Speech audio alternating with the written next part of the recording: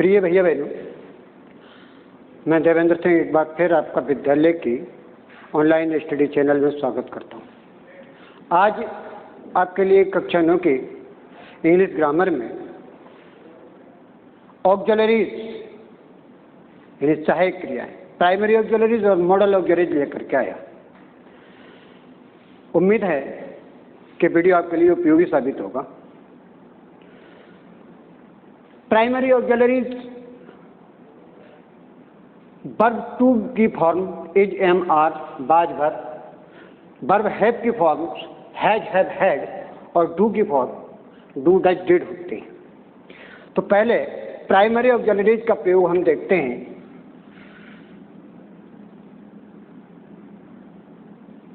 Verb to be की form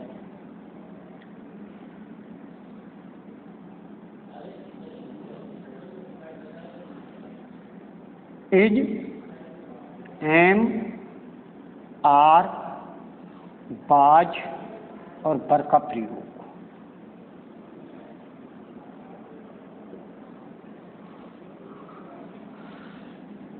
is M और are का प्रयोग प्रेजेंट कॉन्टिन्यूअस टेंस में सहायक क्रिया के रूप में होता है।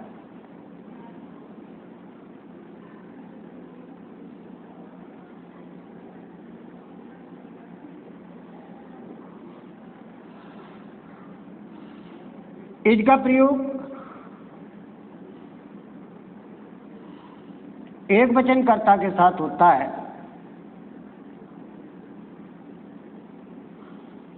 जैसे ही इज प्लेइंग।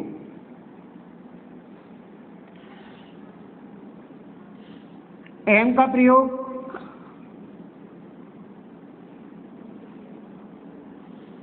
आई के साथ, आई एम रीडिंग। और आर का प्रयोग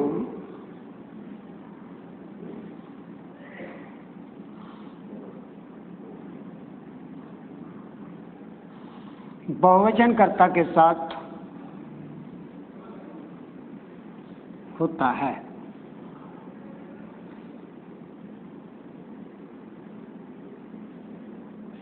जैसे they are running, you are reading. Is का प्रयोग एक वचन सिंगुलर कर्ता के साथ होता है, एम का प्रयोग आई के साथ होता है और इज एम आर का प्रयोग बहुवचन कर्ता के साथ होता है। इस प्रकार से हम देखते हैं इज एम आर इन तीनों का ही प्रयोग सहायक क्रिया के रूप में प्रेजेंट कॉन्टिन्यूअस टेंस में होता है। बाज तथा बर दोनों का प्रयोग पास्ट कॉन्टिन्यूअस टेंस में होता है।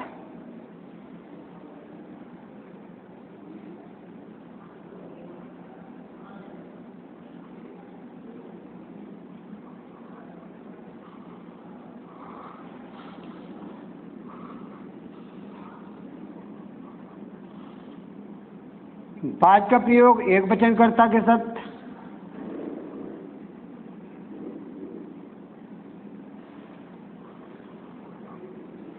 जैसे शी वाज गोइंग।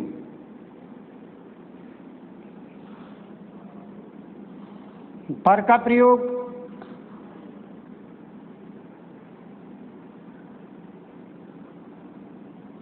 बहुवचन कर्ता के साथ,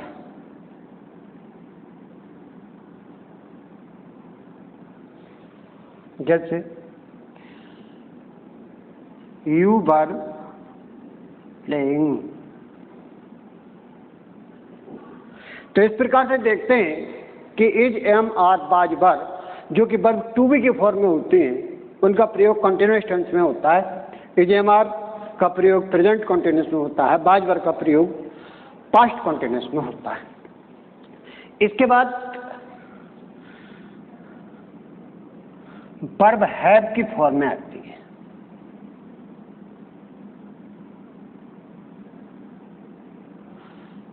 हैज,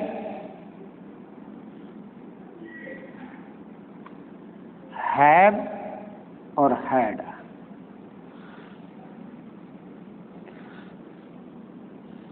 हैज तथा हैव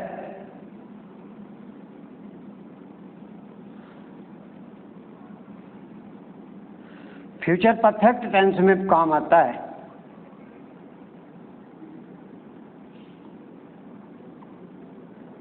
फ्यूचर परफेक्ट में हैज का प्रयोग एक वचन अर्थात सिंगुलर सब्जेक्ट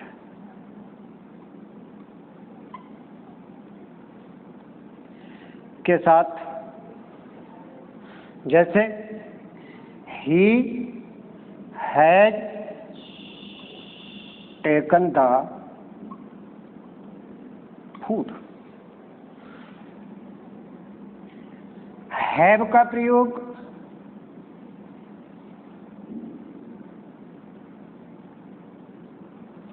बहुवचन कर्ता अर्थात plural subject. We have won the match.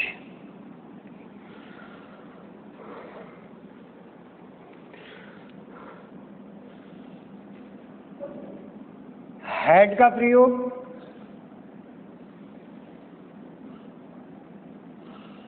Past perfect tense में होता है।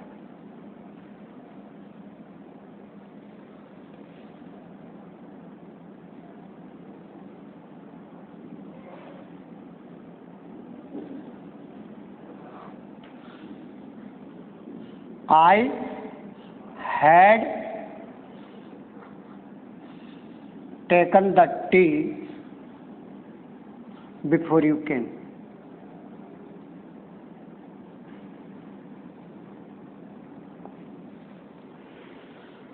हैज और हैव दोनों प्रेजेंट परफेक्ट में आते हैं। हैज का प्रयोग सिंगुलर सब्जेक्ट के साथ होता है।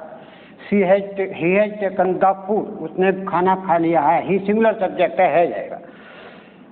हैव का प्रयोग बहुवचन के साथ होता है। We have won the match.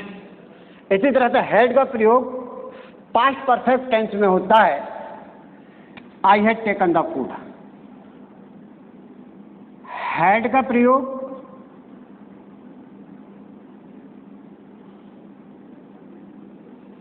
सभी सब्जेक्ट के साथ होता है।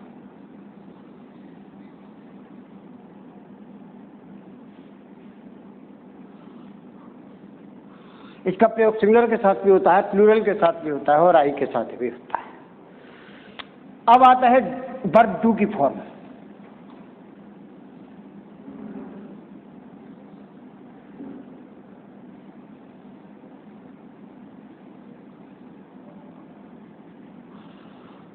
डू, डज और डिड।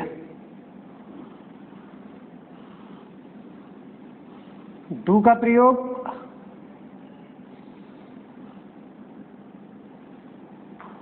सिंपल प्रेजेंट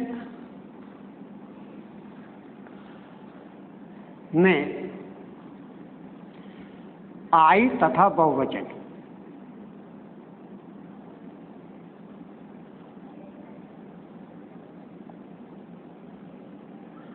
के साथ होता है। I do not go there. They do not play cricket.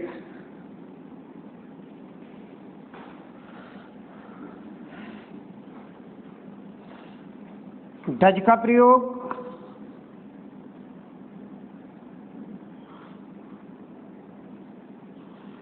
Simple present में he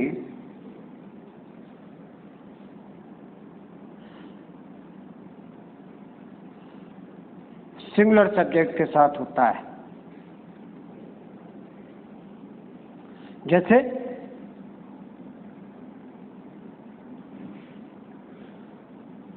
does she go there, he does not play.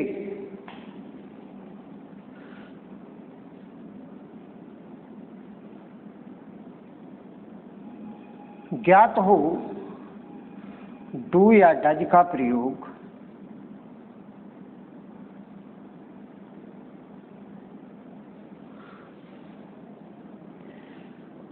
केवल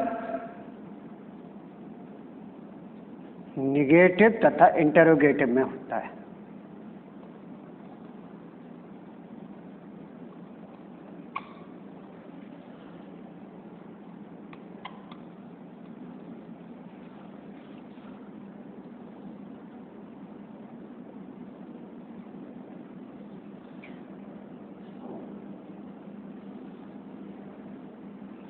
असर्टिव में इनका प्रयोग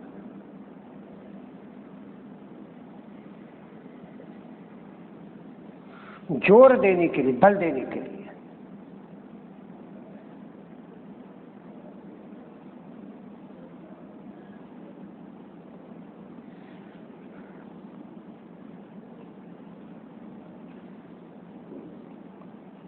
स्ट्रेस करने के लिए होता है। जैसे आई डू टीच हिम, इसका मतलब हो गया मैं उसे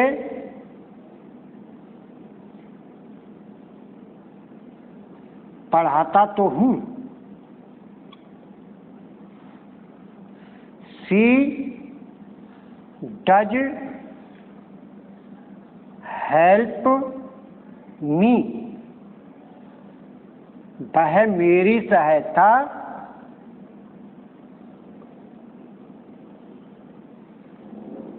करती तो है। अर्थात असर्टिव सेंटेंसेस में डू या डज का प्रयोग स्ट्रेस करने के लिए, यानी किसी बात पर बल देने के लिए होता है। इस प्रकार से एक बार फिर देख लेते हैं। Primary auxiliaries is, am, are, was, were, has, have, had, do, does और डिड होती है।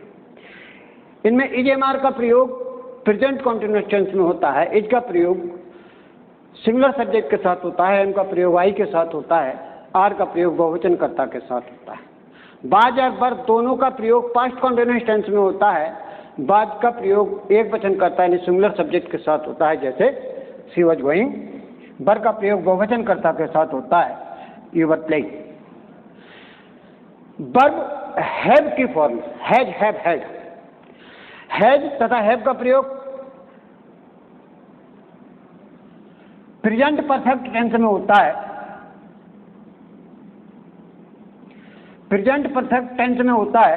हैज का प्रयोग एक वचनकर्ता के साथ, हैव का प्रयोग बहुवचनकर्ता के साथ होता है।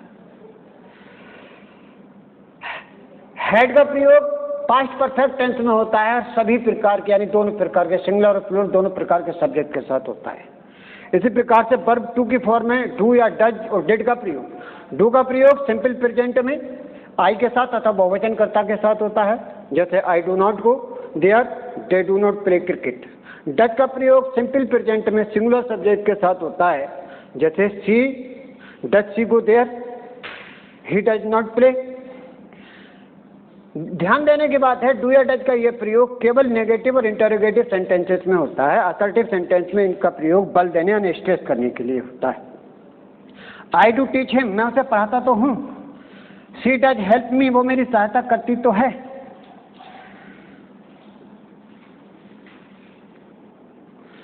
अब हम मॉडल ऑक्सिलरीज पे आते हैं। मॉडल मोड से बना है। मोड का मतलब होता है कार्यविधि, अर्थात कार्य विधि बताने वाली जो सहायक क्रिया होती हैं उनको मॉडल ऑक्सिलरीज कहते हैं। और यह है shall, should, will, would, can, could, may, might, must, ought, need, use to और देयर।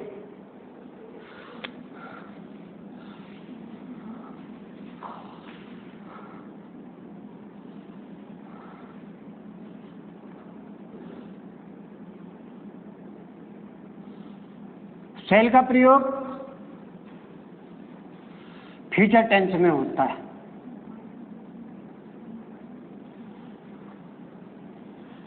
आई के साथ और बी के साथ।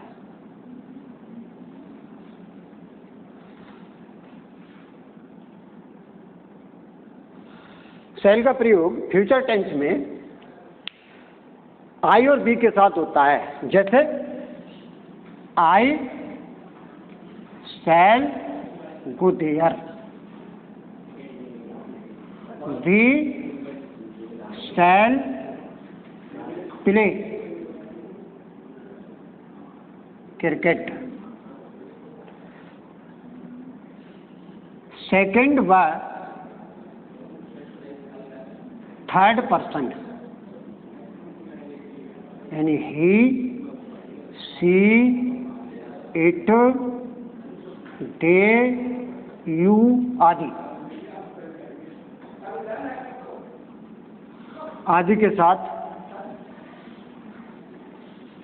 इनका प्रयोग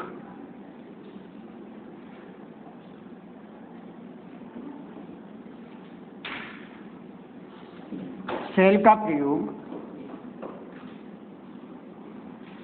प्रॉमिस, थ्रेट, नेसेसिटी, ऑब्लाइजेशन,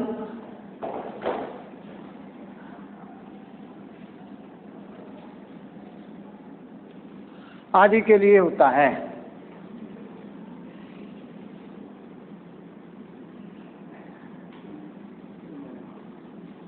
जैसे ही शैल गो देयर, अर्थ हो गया उसे वहां जाना पड़ेगा।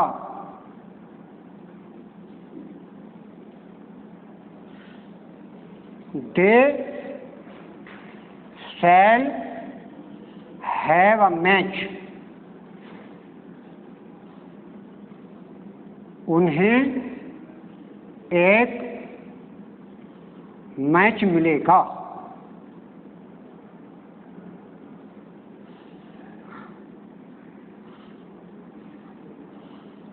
अनिवार्यता वचन। तो अनिवार्यता या वचन दिखाने के लिए you shall have a gift on your birthday.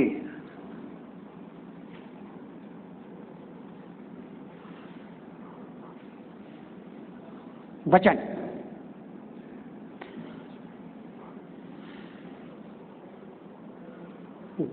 धमकी, वचन, अनिवार्यता, बाध्यता, इसको शो करने के लिए सेकंड और थर्ड पर्सन के साथ फ्यूचर टेंस में शैल का प्रयोग होता है। बाकी शैल का प्रयोग फर्स्ट पर्सन यानी आई और बी के साथ होता है। शुड, शुड का प्रयोग शैल की पास्ट फॉर्म के रूप में करते हैं।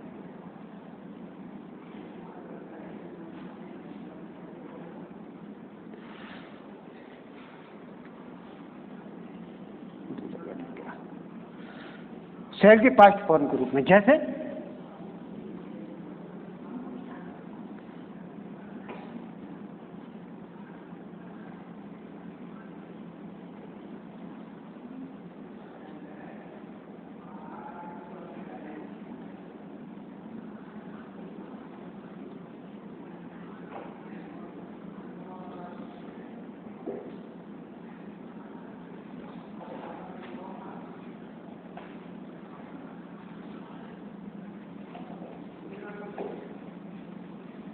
इनडायरेक्ट में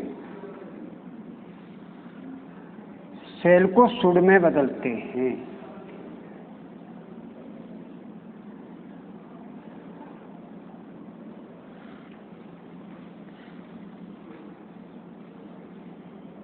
चाहिए के अर्थ में शुड का प्रयोग होता है।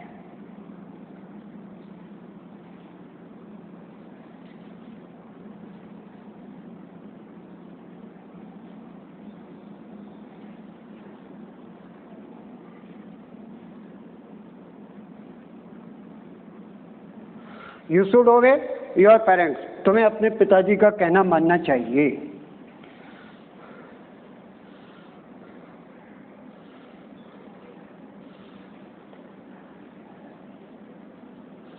बिल का प्रयोग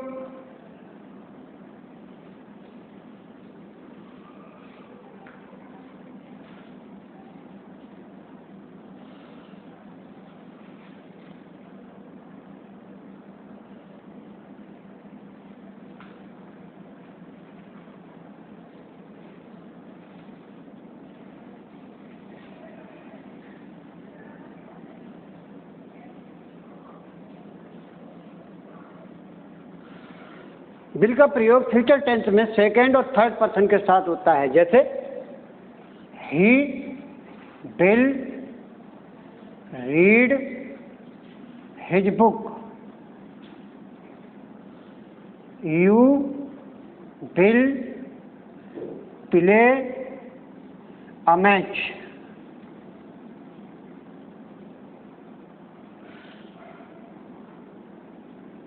परंतु प्रॉमिस, थ्रेट, नेसेसिटी, ऑब्लाइजेशन की स्थिति में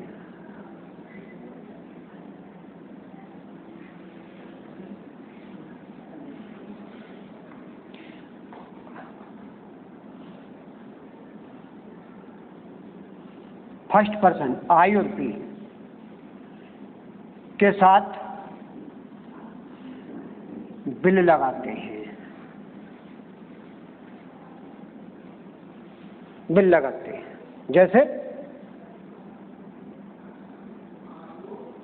आई विल हेल्प यू। इसका मतलब हो गया मैं तुम्हारी सहायता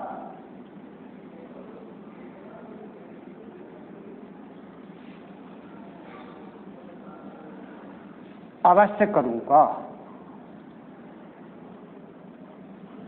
वचन वी विल गो देयर, हमें वहां जाना होगा।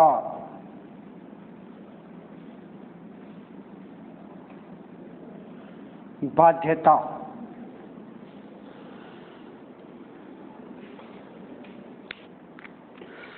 वुड का प्रयोग विल की पास्ट फॉर्म के रूप में होता है, जैसे they would go there, they will go there, वे वहां जाएंगे। दे वुड गो देयर को अगर हमें पास्ट में बोलना है, दे विल गो देयर को, तो दे वुड गो देयर बोलना है। इसी तरह से इनडायरेक्ट स्पीच में विल को वुड में चेंज कर देते हैं। Rama said that he would play the match. भूतकाल में आदत या बार बार दोहराए जाने वाले काम के लिए भी वुड का प्रयोग होता है।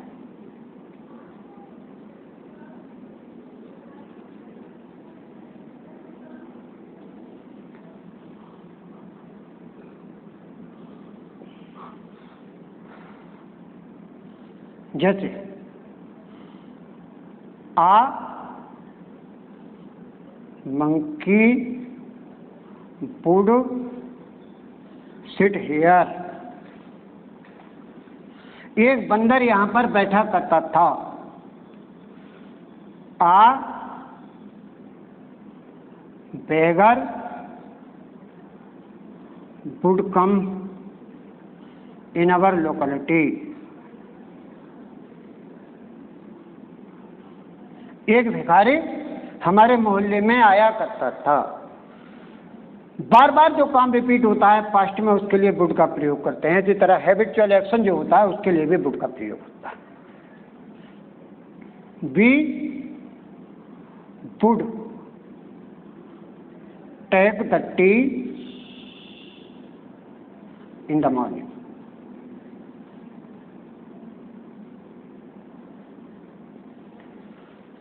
हम सुबह को चाय पिया करते थे, ये हैबिचुअल स्टोन। तो हैबिचुअल एक्शन के लिए या भूतकाल में बार बार दोहराई जाने वाली घटना या बार बार दोहराए जाने वाले काम के लिए वुड का यूज होता है।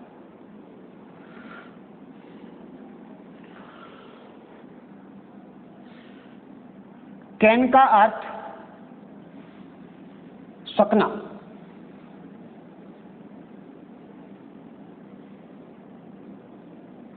इससे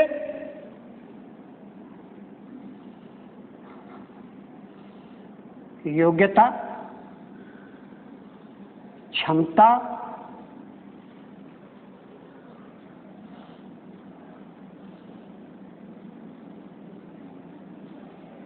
आज्ञा देना, आज्ञा मानना,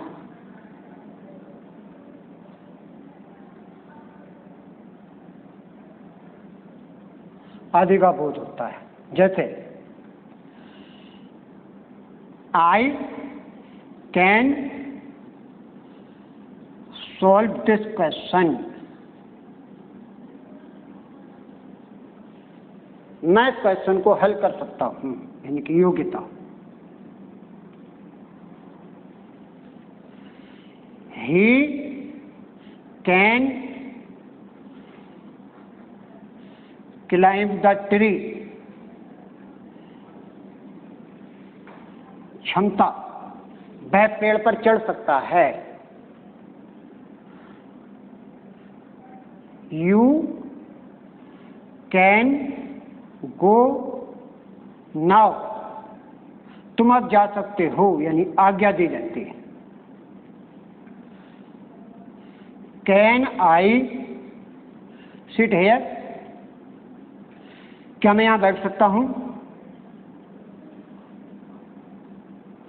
अनुमति मांगना। तो ये कैन के प्रयोग हो गए। कैन के अर्थ होता है सकना, और इससे योग्यता, क्षमता, आज्ञा देना और आज्ञा मानना का बोध होता है।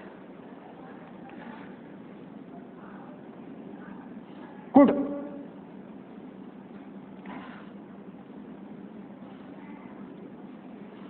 कुड का प्रयोग कैन की पास्ट फॉर्म के रूप में।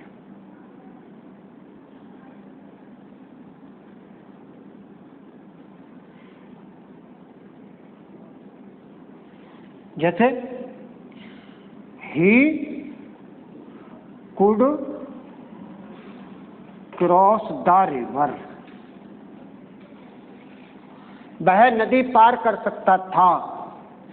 नदी पार कर सकता है, तब इसके लिए कैन का प्रयोग करेंगे वर्तमान में। लेकिन जब भूतकाल में इसको बोलना है तो वह नदी पार कर सकता था, तो इसका मतलब हो जाएगा he could cross the river.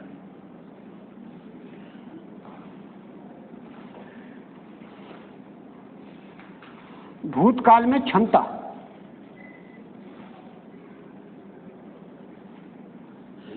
He could speak English when he was a child, वह अंग्रेजी बोल सकता था जब वह एक बच्चा था। योग्यता भूतकाल की,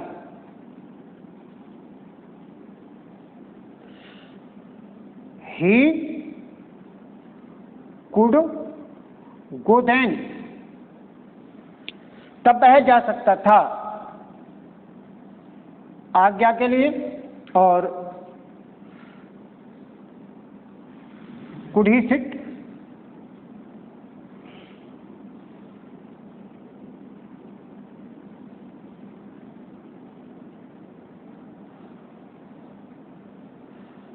अनुमति मांगना।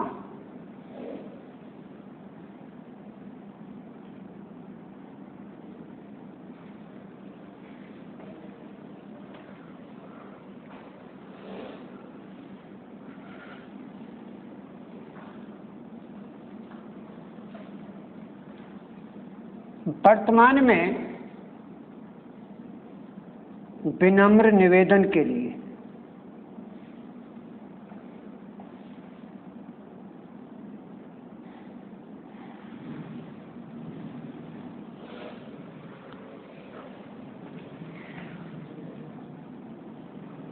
कुड का प्रयोग होता है।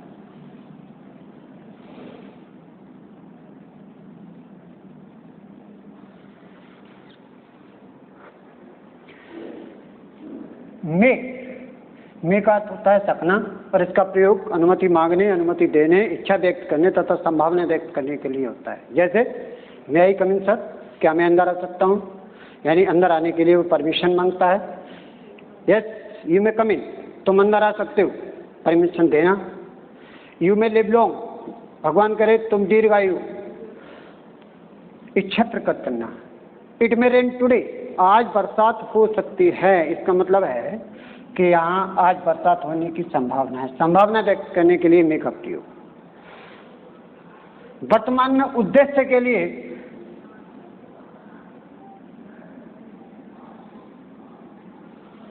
I work hard so that I may get good marks, मैं कठिन परिश्रम करता हूं ताकि अच्छे अंक प्राप्त कर सकूं।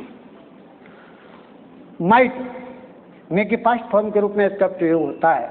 जैसे ही माइट कूड देन, वह तक जा सकता था। इट माइट रेन, बरसात हो सकती थी, संभावना। भूतकाल में संभावना के लिए माइट का प्रयोग। He worked hard so that he might pass, वह कठिन परिश्रम करता था ताकि वो पास हो सके, भूतकाल में उद्देश्य।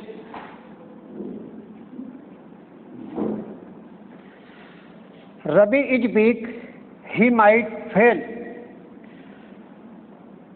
कम संभावना।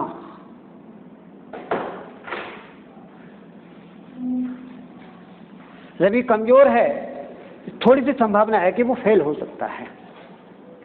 मस्ट, मस्ट का प्रयोग भी चाहिए के अर्थ में होता है, और यहाँ ऐसे कर्तव्यों के लिए जो कि ना करना पनिशेबल ऑफेंस होता है, दंडनीय अपराध होता है, वहाँ मस्ट का यूज होता है।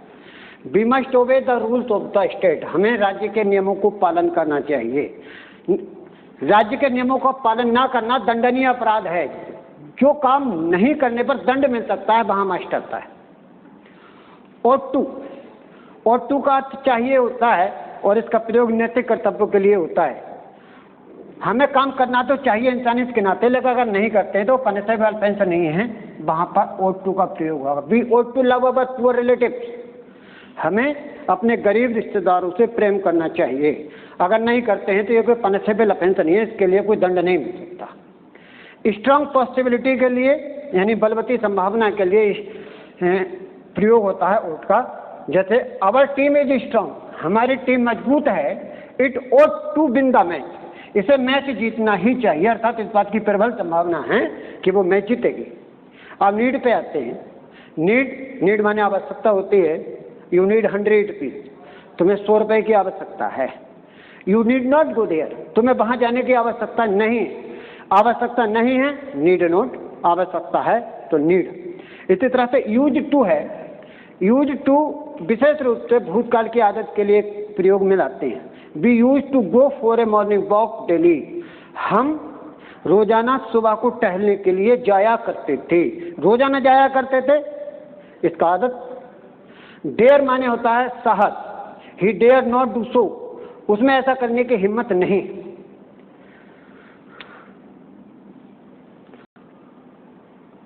सभी भैया बहनों से अनुरोध कि अनिवार्य रूप से हमारे ऑनलाइन स्टडी चैनल को सब्सक्राइब कर लें, बेल आइकन का बटन दबाएं, ज़्यादा से ज़्यादा शेयर करें ताकि आपके लिए लाभ मिले।